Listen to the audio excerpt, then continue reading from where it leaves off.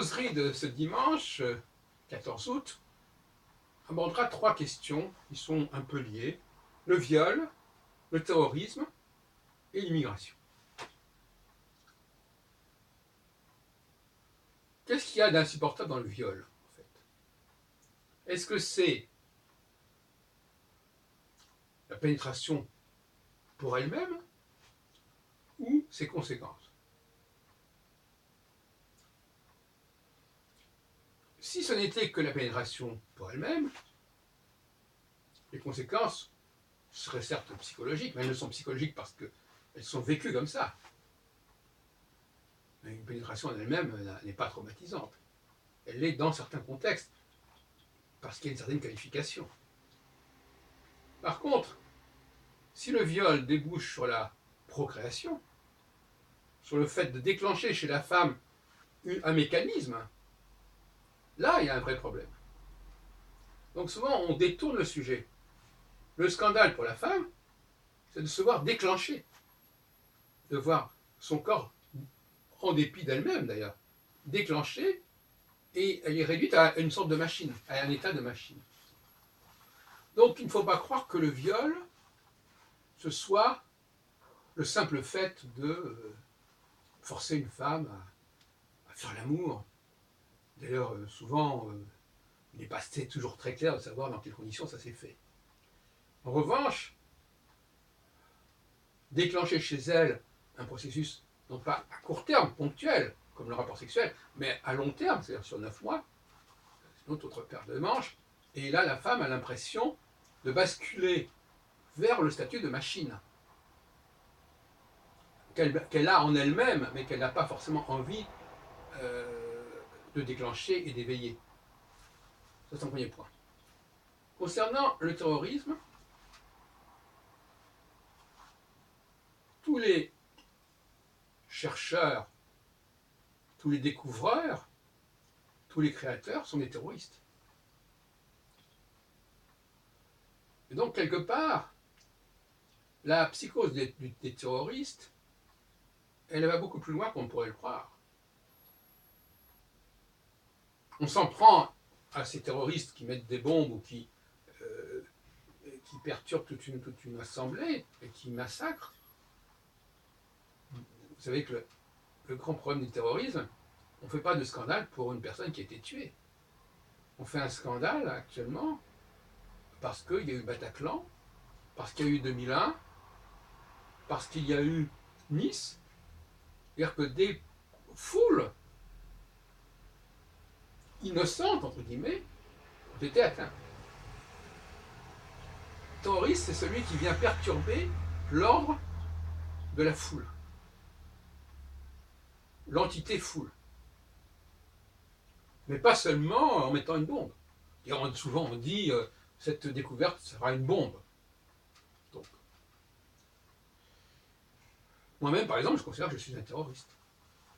Au niveau de mes travaux, quelque part, je terrorise certaines personnes, pas en mettant des bombes au sens matériel du terme, si on peut dire, mais par les effets de mes propos, de mes écrits, de mes déclarations, je les terrorise. Et finalement, la femme qui parle des terroristes,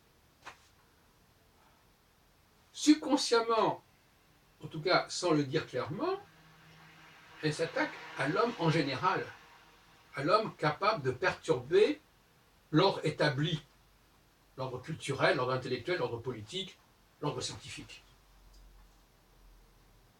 Un scientifique de haut niveau est un terroriste. Un créateur en art, en philosophie, en histoire, en musique, etc., c'est un terroriste. Et donc là encore, on utilise un terme pour masquer une autre problématique plus complexe, comme pour le viol. Et le troisième point que je voudrais aborder, c'est l'immigration.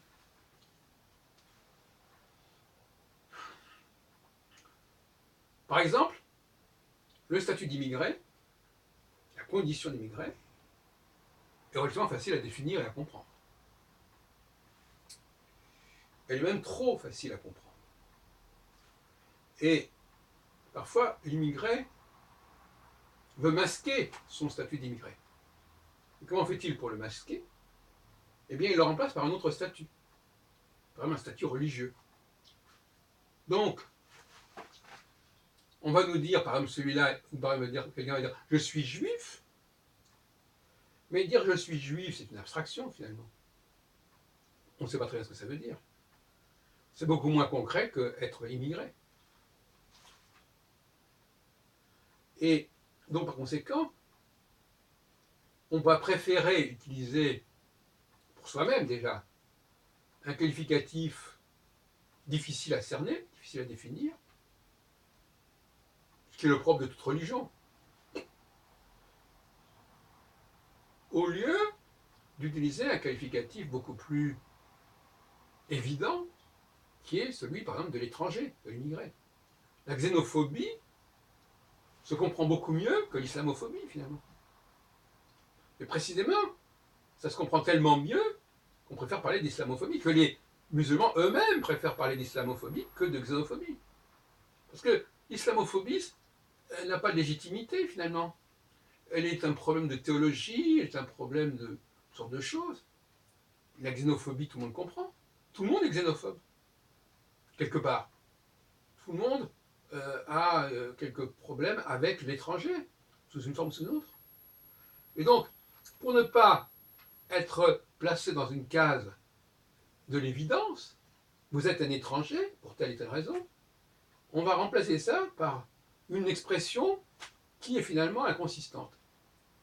On va dire qu'être juif ou musulman est inconsistant, mais c'est beaucoup moins clair comme définition. Donc il y a un phénomène dans les trois cas, on vous présente un truc à la place d'un autre truc. On emploie le mot viol en laissant croire que l'enjeu c'était le rapport sexuel en lui-même, alors que en réalité c'est pas le rapport sexuel, c'est les effets, les perturbations, les transformations que va provoquer le rapport sexuel, s'il en provoque une. Dans le cas du terrorisme, en réalité, c'est l'homme en tant que perturbateur, l'homme qui remet en question les acquis, les consensus féminins, qui est visé. Ce n'est pas le poseur de bombes, même s'il est plus facile de dire le poseur de bombes. Mais dans certains cas, on choisit la forme la plus manifeste, la plus évidente. Pour le terroriste, c'est celui qui pose une bombe et qui l'envoie dans une foule, plutôt que le chercheur, le découvreur. Christophe Colomb est un terroriste, à ce moment-là, il découvre quelque chose de nouveau qui change les représentations. Et dans notre cas, pour l'immigration, c'est le contraire. On ne parlera pas d'immigration parce que c'est trop clair. On ne parlera pas de xénophobie, c'est trop clair. On va utiliser des euphémismes. Oui, le telle religion, etc. Voilà, j'espère que tout ça vous rendra service.